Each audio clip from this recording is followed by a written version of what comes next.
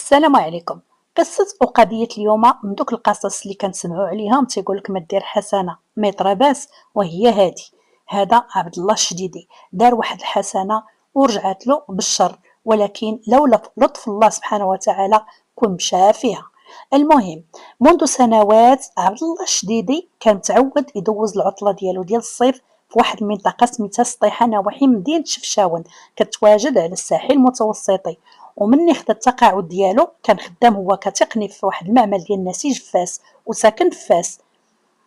وهذا الشيء كان في سنة 2007.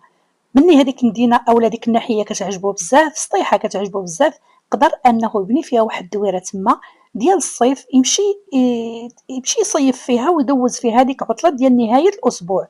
مرة كان تيمشي لتما هو ومراتو تورية، ولكن بحكم هذاك الاحتكاك الكثير ديالو مع البحارة والمعارف ديالهم اللي كانوا كلهم من البحارة، خلاتوه هو هاد المهنة ديال أو الهواية ديال الصيد، ويمشي كل مرة. بعض المرات ما كيديش معاه مرتو، وهذه واحد القصه غتوقع له في مره من المرات اللي ما كانش دا معاه مرتو. نهار 6 ابريل ديال عام 2009 كان عبد الله سايق الطوموبيل ديالته بوحدو راجع لمدينه فاس، مني دوز هذيك العطله ديال نهايه الاسبوع اللي دوز فيها 3 ايام. كان دوز من الجمعه حتى الحد، مع 7:15 ديال الصباح كان راجع، وكان باقي شويه الجو مظلم وكان باقي شويه البرد. المهم بدا جاي شويه تجاوز هذيك واحد المنطقه سميتها تارغه، وواحد المنعطف تما على جنب الطريق شاف واحد المراه، واحد الشابه باقا صغيره، وهز معاها حاطه قدامها اولا في جنبها الباليزه ديالها وكتشير ليه بيديها، يعني كتعمل له لوطوستوب. قال لعبد الله بان هاد السيده من هاد المنطقه وهز هاد الحقيبه ديالها ما فيها باس نوصلها. المهم وقف ليها، نزل الزاج ديال الطوموبيل وسولها قال لها فين ماشى؟ قالت له انا غاده لتطوان. بقات فيه قال باقي بكري والبرد هذا ما فيها باس نهزها معايا ونديها. المهم مني داها مع ركبات معاه، وقبل ما تركب معاه كان حط لي هذيك الباليزه ديالها، حطها في الكوفر ديال الطوموبيل. صافي شدوا الطريق.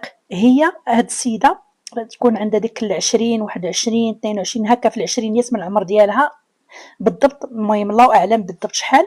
ومني طلعات وهي ساكته، هي غير ساكته وهو سولها قال لها واش انت ساكنه في هذه المنطقه؟ قالت له لا، بانها هي ساكنه في واحد الدشر قريب من هاد التارغه.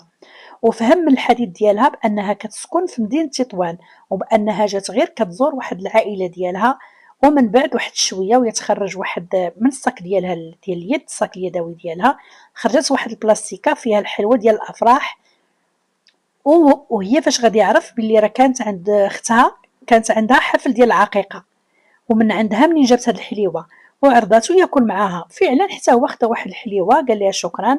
صافي بقاو كيضحكوا كيهضروا، هي كانت هي من داك النوع اللي يعني كتونس ونساتو، وبقاو كيتحدثوا. في الاول اللي كانت غير ساكته شويه طلق ليها اللسان، بداو كيهضروا على هذيك العقيقه، كيفاش العقيقه ديال هذه المنطقه قارنها مع العقيقه ديال مدينه فاس وديال المدن اخرى، تقاليد عادات، المهم مواضيع هكا مختلفه. شويه هي طلب منه، قالت له عافاك واش ممكن تسناني واحد 2 دقائق ولا 3 دقائق ندوز واحد الامانه لواحد البنت من العائله ديالنا كتسكن في وادلاو، ونرجعوا ونكملوا الطريق. عبد الله ما ترددش، وافق بسرعه، يعني وافق، جاه عادي بان وادلاو في الطريق.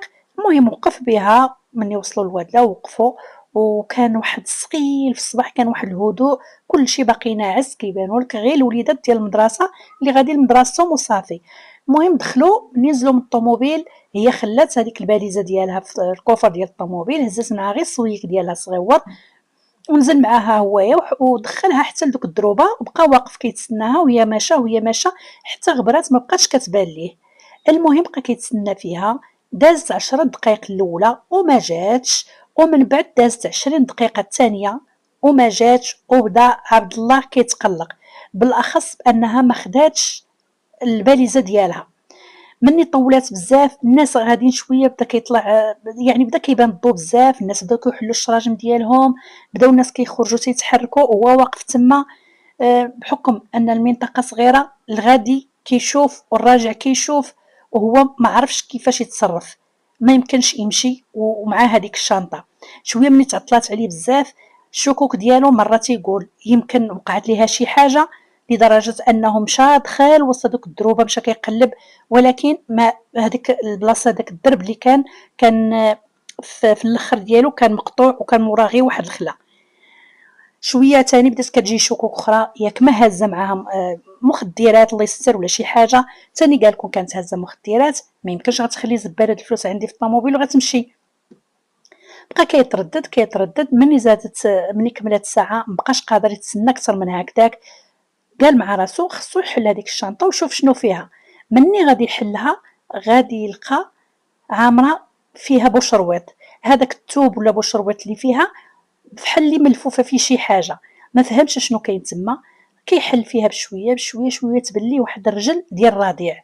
صافي هو يتخلع وسد الشنطه، ما بقاش عارف اشنو غادي يدير، يحطها تما ويمشي، الا حطها الناس راه شافوه وربما يكونوا خداو النمره ديال الرقم ديال الطوموبيل ديالو يبلغوا عليه، داخ السيد ما عرف ما يدير. صافي هو يشد الطريق الساحليه، بقى ماشي من تما وصل واحد النقطه ديال التفتيش فيها الجدارميه. وقفوه بصح غير هبط التاج شافوا فيه هكذا صافي وعطاو الاذن يمشي بحالاته. بقى غادي تاني هو يوقف واحد جهه البحر، واحد الطريق موازيه مع البحر، وقف تما في واحد المرتفع وحل ديك الشوينطه اولا ديك الباليزه، وغيكتشف جثه ديال الرضيع كامله. في الاول كان شاف غير رجيله، دابا شاف الجثه كامله ديال الرضيع، وشد هذيك الحقيبه وحطها ما بين واحد جوج شجرات وانطلق للطريق، شد الطريق ديالو الفاس. طريق وحده مشيه وحده شدها، موقف حتى لدارو، دخل طوموبيلته للكراج وحاول يخبي على مرته هذا الحال اللي هو فيها، ولكن مرته توريه حسات به وعاقت به، وكما كتعرفوا المراه كتحس بالراجل ديالها، يعني كان الشكوك ديالها يعني شكات، قالت هذا كيفاش مشى يفوج، من المفروض انه يجي فرحان ماشي يجي مقلق. سولاتو قالت له مالك، قال لها لا راه غير العيا وصافي وما ناعش مزيان. هي هضماتها دارت راسها باللي راه تقبلات هذا الجواب، ولكن بقات مشوشه في الراس ديالها. المهم من داك النهار هو ماشي تلتم، دازت 3 شهور وكان عبد الله ومراته تاني بغاو يبداو يستعدوا باش يمشيو للسطيحه، ولكن شويه وهي تجيهم واحد الاستدعاء من الشرطه. جاتو استدعاء من الشرطه، مراته تخلعات، طمأنها قال لي راه ما كاين حتى شي حاجه، راه يكون غير شي غلط ولا شي حاجه غنمشي نشوف ونجي. هو واخا هكذاك في بالو تفكر هذيك القصه ديال الرضيع، واخا داز عليه 3 شهور تفكر القصه ديال الرضيع. والمهم مني مشى عنده، عفوا مني مشى لعند الشرطه، هما يقولوا له بانهم لقاو البصمات ديالو في الحقيبه اللي فيها الرضيع، اللي فيها الجثه ديال الرضيع قريبه من واد لاو. عبد الله ما تردد، ما كذب عليهم، ما خبى، من الدقه الاولى حكى لهم على الواقعه كامله. وحتى الشرطه ما عندهمش واحد الوصف دقيق لهاد المراه، ما عطاهمش شي وصف دقيق باش يقدروا يشدوا هاد المراه. المهم من بعد 4 شهور ما عبد الله ومراته ما مشاوش يقضيو العطله ديالهم الصيفيه في السطيحه كيف ما موالفين. صافي بقاو هكاك حتى لواحد النهار والشرطه قدروا يوقفوا واحد المجموعه ديال النساء، وكانت وحده منهم مكلفه بالتخلص من المواليد الغير شرعيين.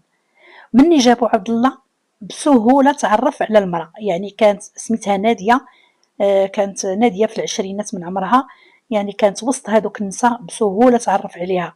ولكن هنا الشرطه غادي يعاتبوه وغيتابعوا قانونيا، غتولي عنده مشكله قانونيه لانه ما بلغش مني كان يلاه لقى الحقيبه في الاول، مني كان يلاه لقى فيها الجثه ديال الرضيع. المهم هذا عبد الله الشديدي كان في واحد الحاله ديال الصدمه من هذا الشيء اللي وقع له.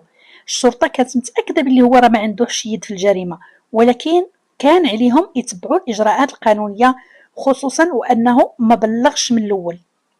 هاد القضيه ديال الطفل اللي لقاوه في الطريق زرعات الشكوك كبيره في نفس الزوجه ديال توريا، وبدات كتشك، قالتها واش هاد الرحلات نتكرر ديالو للشطيحه زعما غتكون غير هكاك، زعما ضروري غيكون عنده شي حاجه تما، ضروري غيكون عنده ايد في هذيك الجثه اللي لقاو، ياك ما يكون كانت عنده علاقه مع شي وحده وحبلات منه ولدات منه وهو اللي تكلف. يعني بزاف الوساوس جوا في راسه، يكون هو زعما اللي قتل هذاك البيبي ورماه. المهم هنا بقات حاطيه بزاف وعبد الله حس بها، صافي من هنا ولا مضطر انه يبرر كل حركه ديالو، يبررها لتوريا. التحقيقات استمرت لواحد الوقت اللي طويل، وكانت الشرطة كتحاول دائما توصل لأي دليل اللي يربط عبد الله بالجريمة، ولكن كل الأدلة كانت كتشير بأنه غير ضحية. كل هاد الأدلة كانت كتوضح باللي عبد الله كان ضحية فخ ديال نادية، هاد المرأة اللي نصبت عليه. دازت أسابيع طويلة وعبد الله كيسمع أخبار على الاعتقالات اللي كيديروها الشرطة في القضية ديال المواليد غير الشرعيين أو حتى هادوك ديال دور ديال الدعارة، وفي الأخير تم القبض على الشبكة كاملة. وعبد الله تأكدوا البوليس وتأكدت حتى مرته بأنه بريء من كل هاد التهم، وتسدات القضية، ولكن التأثير ديالها على حياته كان كبير. سوريا كانت محتاجة وقت طويل بزاف باش تثق فيه من جديد، ورجعوا لحياتهم الطبيعية، ولكن قلوب كانت ثقيلة بالأحداث اللي مروا بها. الصيف اللي بعده قرر عبد الله ومراته يسافروا للسطيحة، ولكن هاد المرة كانوا عاملين احتياطات ديالهم بزاف وما بقاوش كيتيقوا. عبد الله تعلم درس مهم، وما بقاش كيتيق بسهولة في الناس اللي كيتلاقاهم في الطريق. وبالرغم من هاد الصعوبات كلها اللي داز منها، حاول عبد الله يعاود يبني حياته مع مراته ويستمتع بالأوقات اللي بقات ليهم. بالنسبة لمراته تورية، بالرغم من هاد الشكوك اللي كانت عندها، كان عندها واحد الحب يعني كان أقوى من هاد الشكوك هذا، يعني كان كيربطها واحد الحب راجلها يعني قوي بزاف. وقررت أنها تسامحه على الأخطاء اللي وقعت منه، و... وعبد الله عرف بلي أن الحياة قصيرة بزاف باش يقضيها في الندم ويبقى يعني صافي ما كيلاش، وحاول يعاود يبني الثقة مع مراته. وفي النهاية عبد الله الشديدي ومراته رجعوا للحياة الطبيعية ديالهم، وهاد التجربة اللي مروا منها خلاتهم أقوى وأكثر تلاحما، ولاو تيعرفوا القيمة ديال الوقت اللي كيقضيوه مع بعض، ولاو كيعرفوا الأهمية ديال الثقة والتفاهم في العلاقة الزوجية.